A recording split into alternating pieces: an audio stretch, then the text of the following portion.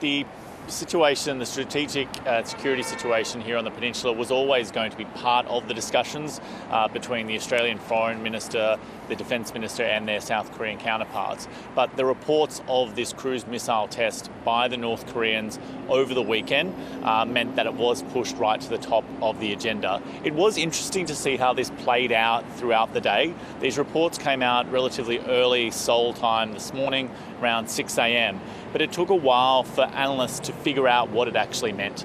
A cruise missile test in itself is not something that analysts are particularly worried about when it comes to North Korea, but it's the nature of this particular cruise missile test, the fact that North Korea says that it was able to travel 1,500 kilometres and hit its target in the sea to the east of North Korea, that suggests that its weapons program is continuing to increase in sophistication. And potentially what's really worrying about this type of missile is that it could be adapted to take a small nuclear warhead, which would obviously give North Korea a much more powerful weapon in its arsenal. So although cruise missile tests are not explicitly banned by United Nations resolutions regarding North Korea's weapons program, this particular missile in many ways will act in the same way as a ballistic missile and would give them this capability. So today, not only were the South Korean ministers asked about this, but a question was directed at Foreign Minister Marise Payne about what she thought of North Korea's decision to test this cruise missile over the weekend.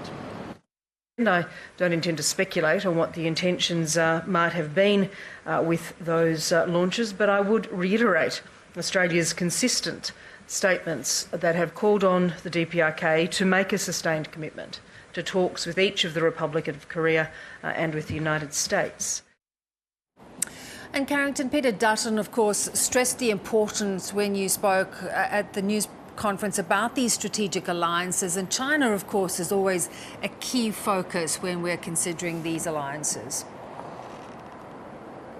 Yeah, absolutely. And this is the third stop on this four-nation tour by the defence and foreign ministers. They've already been to Indonesia and India, and now they're here in South Korea. And all three of those countries have now been upgraded to a comprehensive strategic partnership.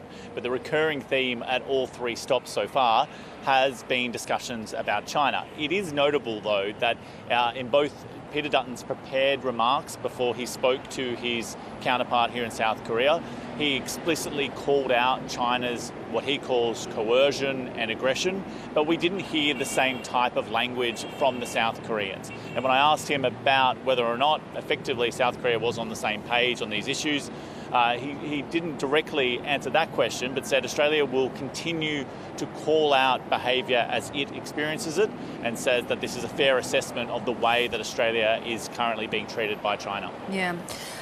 Carrington, how else are these nations with this kind of reframed alliance hoping to cooperate?